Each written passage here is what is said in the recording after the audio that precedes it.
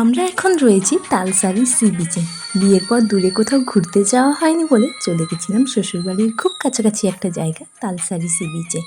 জায়গাটা এত সুন্দর আমি বলে বোঝাতে পারবো না, তার জন্য পুরো ভিডিওটা দেখতে হবে, তাহলে তোমরাও বুঝতে পারবে জায়গাটা কত সুন্দর আর তোমাদেরও আসতে ইচ্ছে করবে। তো আমরা যখন এখানে গিয়ে পৌঁছাই তখন চলছিল জোয়ার। তো এখানে এরকম অনেক নৌকো আছে, নৌকোগুলো ওই দূরের যে জঙ্গলটা দেখা যাচ্ছে অতটা পর্যন্তই নিয়ে যাবে। নৌকোগুলোতে নেবে পার হেড 100 টাকা করে।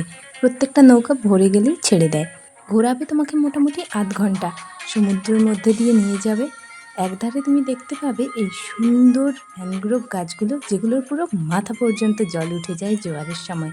আর অন্যদিকে দেখতে পাবে এই উঁচু বালিয়াড়িটা, যেখানে প্রচুর পরিমাণে ফণিমনসা গাছ, ক্যাকটাস গাছ, ঝাউবন, কাজু গাছ, আরও অনেক গাছপালা আছে। আর এদিকের গাছগুলো এরকম মাথা পর্যন্ত জল উঠে গেছে। জায়গাটা আমার এত সুন্দর লাগছিল বলে বোঝাতে পারবো না। আর এরকম জায়গা আমি এই প্রথমবারই দেখেছিলাম, তাই জন্য আমাকে তো দারুণ লাগছিল। তারপরে এই নৌকোগুলো এই সমুদ্রের মাঝখানে এই জায়গাটাতে জল কম, সেখানে নামিয়ে দেবে। সবাই একটু ঘোরাফেরা করতে পারবে এখানে, তারপরে আবার নৌকোয় করে ওরা যেখান থেকে নৌকোটা ছেড়েছিল সেখানে পৌঁছে দেয়। জায়গাটা কেমন লাগলো কমেন্ট করে জানিও। দেখা হচ্ছে পরের ভিডিওতে, বাই বাই।